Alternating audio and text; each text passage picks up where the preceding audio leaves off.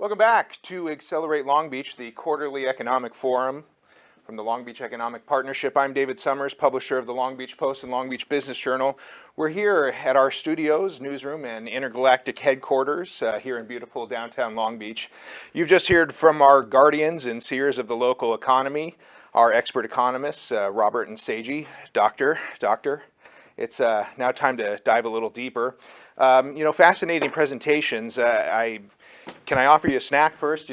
Keeping with our theme today, we've got moon cheese over here. We've also got some astronaut ice cream. This was my personal favorite. Just in case you get hungry, those are there for you. Stay away from the moon cheese. It does not taste like the moon, surprisingly. No? All right, let's get into this. First off, the economy.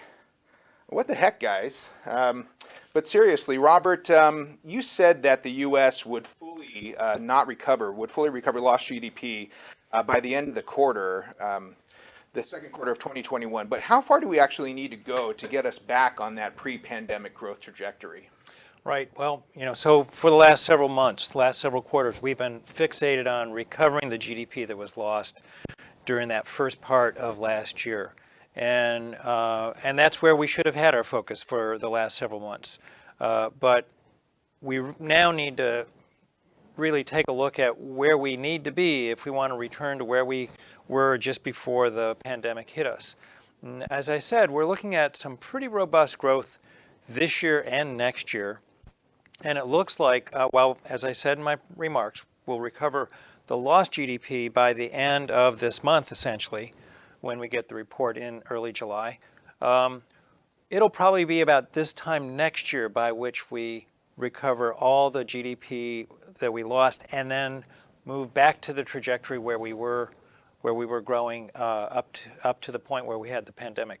We were growing by about 2% per year in 2018, 2019, maybe a little bit faster than that. So if you trace that trajectory out, it sounds a little bit like aerospace. You trace that trajectory out and you ask where we're going to intersect with that trajectory with our recovery. It's probably sometime in the second quarter, maybe the third quarter of next year.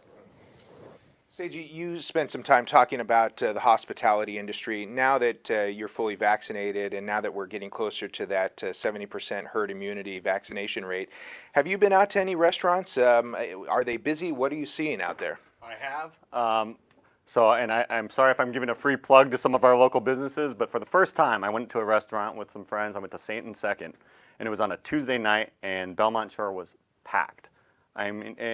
And that's economically important, not just because I like to talk about where I eat, but there's all this pent-up demand. And you could see it's palpable if you go down to Long Beach that the place was crowded, and we closed the place. At the end how they flicker the lights to tell you to get out? The place was completely full, lights flickering, and nobody's getting out. And that really reflects our desire now, and actually what's happening with prices and shortages. We could talk a little bit about that, but there's a considerable amount of pent-up demand that I experienced firsthand. I do want to go back to unemployment numbers for a minute. You spoke a little bit about how Long Beach and LA County, our unemployment recovery numbers are a little bit different than what we're seeing in the rest of California. You also spoke a little bit about how women have been disproportionately impacted. Can you dive a little bit deeper into that? Why is it different? Why are women impacted differently than men? And why are we seeing things different geographically? Yeah, so in terms of, and I'll probably ask my dear colleague, Dr. Kleinens, to weigh in on this too. In terms of the gender disparity in the employment recovery, I mean, there will be hundreds of sociology and psychology dissertations written in the future about why that's happening. But the traditional response is that women have traditionally borne a greater burden of the child rearing responsibilities, and that's been amplified by the kids having school at home. And so it's harder to go back to work when you have kids who need to be essentially supervised. You're the teacher's assistant at that point. So that probably has a lot to do with it. That combined with the lack of available childcare, of course, right? During the shutdown, they were still operating as essential services, but in a limited capacity. Sure. And in terms of the region, I kind of mentioned this before. We're very lucky that we have a very diverse region, socioeconomically diverse region. But with that comes, we are home to some of the lower end of the income distribution, both in Long Beach and LA County. So that's going to pull some of the employment rates down. As I showed, it's the lower end of the income distribution that's struggling more to return to work. But also, we have a lot, Dr. Kleinens mentioned this in his talk. We have, for example, a much larger share, both in Long Beach and LA County, compared to other regions. We have a larger share of full-service restaurants, for example. It's a great place to visit. Long Beach is a great place to visit. LA County is a great place to visit, to dine and shop. And ironically, we're suffering the most. But these are the industries that are getting hit the hardest. We've been suffering the most because we're the most interesting place, the greatest place to come and eat and play. Robert, your thoughts? Well, so picking up on that, as we look ahead through the balance of this year, with June 15th now 2 days behind us and reopening many of these venues over the next several weeks or months here in Los Angeles County and other parts of Southern California, we should really see a substantial boost in both leisure and hospitality employment and in all of these improvement in all of these stress indicators that we've been talking about for the last year. So we're fortunate at this stage to be able to look ahead and say growth is ahead of us. We've faced down some very nasty numbers over the last year. The individuals working in leisure and hospitality have been so hard hit. A lot depends on our proclivity as individuals to get back and get re-engaged with our economy in these face-to-face industries. So, getting out to get your hair cut or going out for other personal services, as well as inviting visitors to come to Southern California and Los Angeles County for all of the tourism aspects that we have to offer. So we're on the good side of the recovery mode right now, and I think we should be able to speak quite positively about 2021 when we look back on it in a few months. Robert, the next question will be for you, and I do want to remind everyone joining us for Accelerate Long Beach, if you have questions for our two economists, feel free to add them in the chat, and we'll try and get to as many questions as possible. But as questions are starting to come in, Robert, the next question that I want to run by you is, do you see any permanent changes coming in the way that business will be conducted post-pandemic? What's going to be different on the other side of this now that we are starting to see the other side of this? So one thing to keep in mind is that many of the things that we embraced, I guess you could say, over the last 15 months or so while we were working from home and spending so much time at home, but still trying to keep the lights on, both in business and at home. Many of these things already existed, right? We might have had a subscription to Netflix, but all of a sudden we were binge watching. Similarly, we might have had a subscription to Amazon.com, but now we found ourselves buying anything and everything, including the kitchen sink, through Amazon.com instead of going shopping in person. Same way with video conferencing, Zoom, WebEx, things like that. All of those existed before. I mean, I remember doing video conferencing right after 9/11. That was 20 years ago. So a lot of these things already existed, but as I say, many of us had to embrace these in order to keep moving forward. Some of that is going to stick, but I do expect that people are going to return to offices. There may be some more flexibility with respect to working part of the time at home versus working part of the time at office. And of course, certain kinds of activities have to be conducted at the workplace. So yeah, some of this is going to stay with us. I still think that it's an open question as to how much. But I do think, we're, as consumers, no matter what age you are, you've suddenly found yourself being quite tech savvy when it comes to pressing that order button. That's here to stay. So those kinds of consumer patterns, I think, are here to stay. But as far as office, the office sector of the economy and its recovery, we'll find out in the coming months, I think, just exactly where the chips are going to lie. It's a little bit too early to say, even though I've heard a lot of prognostications. Sure. This next one just says Bitcoin ? I'm going to go ahead and skip that one. I don't know how that got in there. We've got a question from the audience. Let me pose this, and whoever wants to jump in. There's a lot of talk about how hard it is to fill service and hospitality jobs, blaming the, quote, relatively generous unemployment benefits people are still getting. How much of a factor do you think that really is? And that speaks to some of the questions that we were actually going to speak to about how difficult it is to fill some of those jobs. But is that an issue that you're seeing about the generous unemployment benefits? Is that a factor in how difficult it is to fill some of those jobs?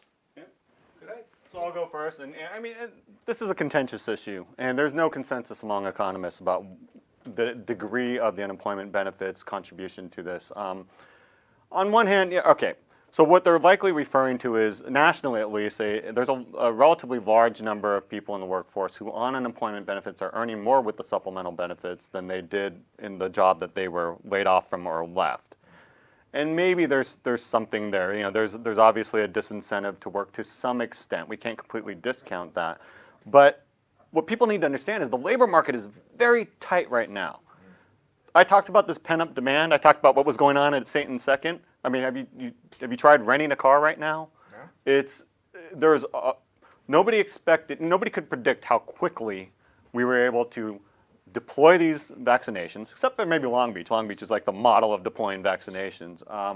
But nobody, you're not going to make your hiring and inventory decisions based on what you think the pandemic level might be next month, sure. Right? So you're going to be a little bit cautious. And now that things are under control, we're heading towards that 70% immunity rate in Long Beach. The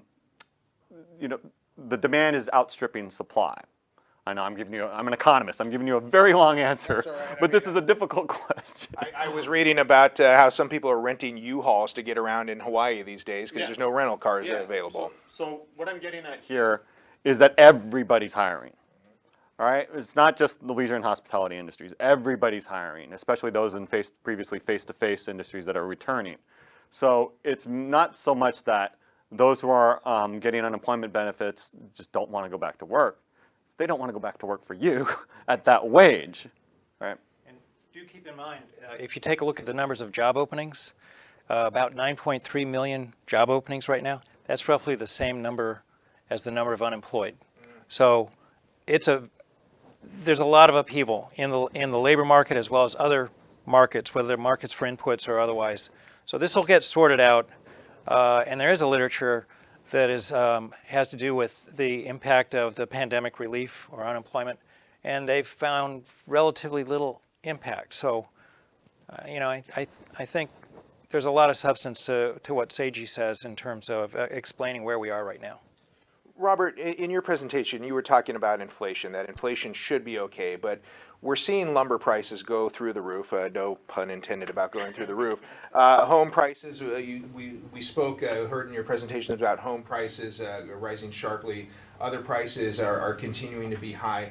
How does your inflation forecast account for that, and account for what we're seeing when we go to Home Depot and the price for lumber and other goods? Right, and I have been to the home improvement store looking at things like lumber prices for home projects we have, and indeed they're a multiple of where they were not too long ago. And we see that in a number of different areas. We also hear that, again, we talked about the labor market, in order to hire people, that some establishments have had to increase their wages. So each of those are examples, individual examples of price increases. When you look at them as a whole, and I presented this, and you account for some of the more variable or volatile parts of our mix of consumption, you account for that in the form of that core inflation. It's still very much in check. 2.5% or thereabouts is where core inflation happens to land. So we got to keep in mind, a lot of people really think that their best inflation indicator is the price of gasoline, which is also something that's gone up. But it's just one part of our entire array of things that we consume. So we just have to be really careful about that and not get fixated on any one price. So yeah, lumber prices are up. Restaurant prices, the menu prices have definitely gone up. But by and large, we're seeing that inflation's edged up as we would expect as the economy's improved, but not really getting out of hand. And I think so many of these are transitory. They'll come back to earth in a matter of weeks or months. We've got just a couple of minutes left with our economists. We want to get to a couple more questions from our audience. Up next, we want to ask, do you see any impact due to bottleneck or disconnect between job seekers and unfilled positions in terms of growth or wages? Either one of you want to take this one? Go ahead. I'm happy to jump in. It's related to what we were just talking about right now. So labor markets are super tight. There are, as Dr. Klein had said, there's a job for everyone in the labor pool essentially right now. Now it's a matter of a matching game. And partly what we're seeing is in this past month, people have had a chance to reskill. Also with higher wages and alternative but similarly skilled jobs, people have had an opportunity to look around. So there's a lot of what I might call, I don't know, positive friction. Like this is going to end up being a net gain to the economy if people are better aligned with jobs that suit them in the future. But so I guess the answer is yes, right? There's going to be probably a period of equilibration and decision making at the household level, and that could delay the return to work in some industries. And back to our conversation earlier about leisure and hospitality and the fact that, or what we're hearing about the difficulty filling positions there. So now, in addition to wage and working conditions, people have as an additional criterion, and when they're deciding where to work, about the health aspect. And the pandemic is not behind us. We're still actively battling that. So if somebody is leery of returning to a workplace where face-to-face interaction is a part of the routine, they may have gone and found an opportunity somewhere else. So, so much is still in a big state of flux right now. We've got another audience question. Have some of the LLC waivers and other COVID-related government fee breaks affected new business starts? I'll start off because I have tracked what has happened in the past with self-employment as we go through the ups and downs of the economy. And the fact of the matter is that in typical recessions, we find that as unemployment rates go up and people are laid off, at least some of those individuals go and start up their own new businesses. So we see new business starts actually pick up somewhere around the same time the economy is kind of hitting rock bottom. And that's regardless of what kinds of changes in policy have taken place. So I think we're likely seeing increases. It's a little hard at this point in time. We don't really have hard data on this sort of thing. Likely seeing an increase in new business starts. I'm not sure that outside of that normal ebb and flow, that any particular policy may have triggered the improvement that we're probably seeing right now. We just aren't measuring it right, are able to see it right now. Seiji, the next one for you. What do you mean by Long Beach's traded industries versus its local industries? And how you wrapped up your presentation talking about the strength of the aerospace and space technology industries.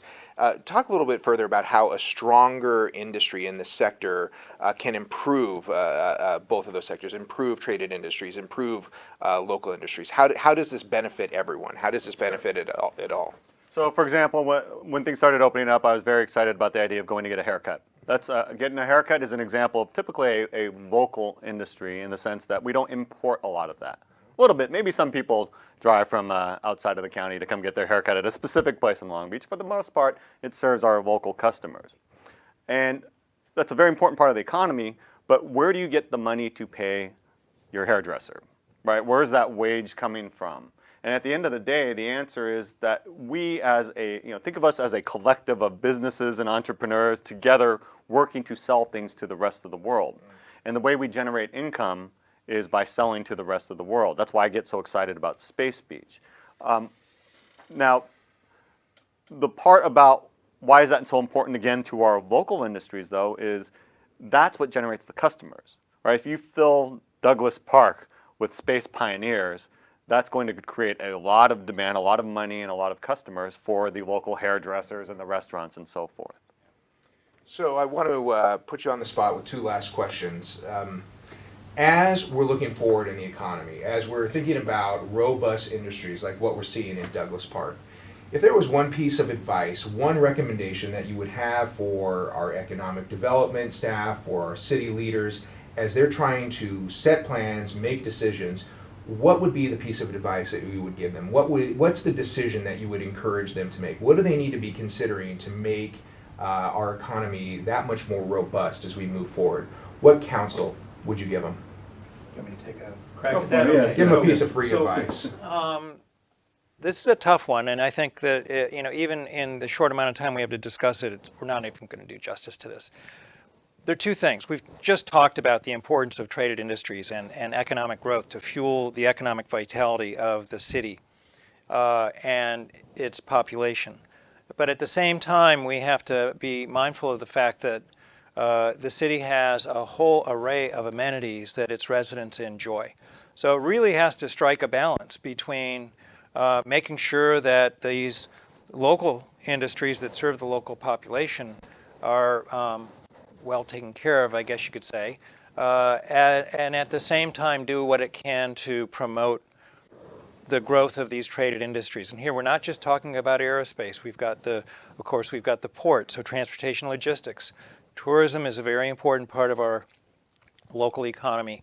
And we don't really think about it very much, but even Cal State Long Beach, to the extent that it attracts students from outside the area, can be an important source of growth. So it really has to have engage in this balancing act between, fostering growth amongst its local serving industries, even as it tries to promote growth among these traded industries.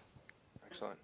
And I'll add, we talked to John Keisler at the at our Long Beach Economic Development Department, Nick Schultz over at PG Win, the Economic Development Commission, led by Walter Lark.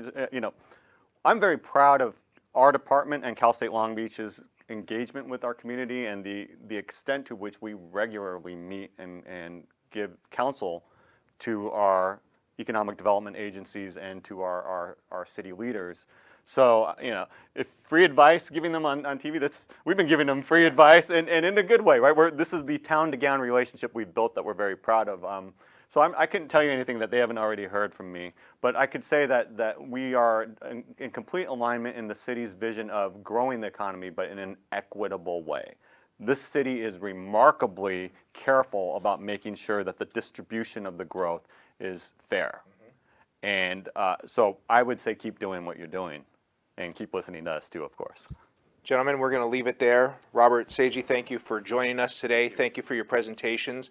We'll look forward to having you back here in September. We're going to take a quick break. We're going to take a closer look at some more great things going on in our local industry. We'll be back with Accelerate Long Beach in just a few minutes with another great panel.